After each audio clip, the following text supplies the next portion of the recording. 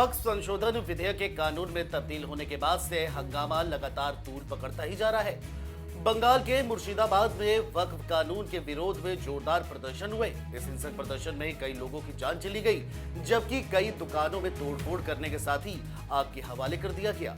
उधर supreme court ने भी इस हिंसक प्रदर्शन पर अपनी चिंता जताई है, तो दूसरी ओर इस पर राजनीति होने लगी है।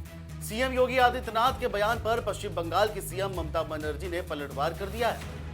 इन्हीं सबके बीच अब कुंडा से विधायक रघुराज प्रताप सिंह उर्फ राजा भैया ने कहा कि बिल तो बस बहाना है, मकसद काफिरों को मिटाना है। जनसत्ता दल लोकतांत्रिक के राष्ट्रीय अध्यक्ष और प्रतापगढ़ जिले की कुंडा सीट से विधायक रघुराज प्रताप सिंह उर्फ राजा भैया ने बंगाल में हुई हिंसक घटना पर अपनी प्रतिक्रिया दी। राजा भैया ने अपने एक्स पर फोटो पोस्ट कर एक लंबा चौड़ा पोस्ट किया है, जिसमें उन्होंने लिखा है कि सर्वविदित है कि बिल संसद में पास होने के बाद कानून बन जाता है। आज वक्फ के समर्थन और विरोध में देश के सारे राजनीतिक दल और विचारधाराएं दो धड़ों में बटी हुई हैं। राजा भैया ने आगे कहा कि पक्ष हो या विपक्ष, इतना तो सभी मानेंगे कि पश्चिम बंगाल के मुर्शिदाबाद में जिन पिता पुत्र की निर्मम हत्या की गई, उनके घर दुकान जलाए और लूटे गए, इतना ही नहीं, जिन असंख्य हिंदू औरतों बच्चों की जान और अस्मिता बचाने के लिए अपना घर गांव छोड़कर पलायन करना पड़ा, उनका वक्फ संशोधन बिल से कोई लेना देना नहीं है। बिल के पास होने से उनकी कोई भूमिका भी नहीं है। उनको तो ये भी पता नहीं था कि ये वक्फ क्या पला है, आखिर उनका दोष क्या था। मस्जिद के सामने डीजे भी तो नहीं बजा रहे थे। वक्फ एक्ट का बहाना लेकर अल्पसंख्यकों ने अकारण बिना उकसाए सुनियोजित हिंसक हमला किया है। आए दिन ऐसे हमले झेलना अब हिंदुओं की नियति बन चुकी है। उन्होंने सवाल किया कि आखिर हिंदू कब तक और कहां तक भागेगा। बांग्लादेश से तो ये सोचकर भागे थे कि भारत में सुरक्षित रहेंगे, अब यहां से भागकर कहां जाएंगे। कुंडा विधायक रघुराज प्रताप सिंह यही नहीं रुके। उन्होंने कहा कि संसद से लेकर सड़कों तक आए दिन संविधान लहराने वालों को भी याद रखना चाहिए कि संविधान शिल्पी बाबा साहेब के संविधान में वक्फ का नाम शब्द कभी नहीं था, न ही उनकी परिकल्पना में इसका कोई औचित्य था। रघुराज प्रताप सिंह ने आगे कहा कि हत्या, लूटपाट और बर्बरता काफिरों के साथ हो रही है। मारने के पहले किसी की जाति नहीं पूछी जा रही है। सबसे बड़ी विडंबना तो यह है कि पिछड़ों और दलितों के तथाकथित स्वयंभू नेताओं का इस पर मुंह खोलने की हिम्मत तक नहीं है।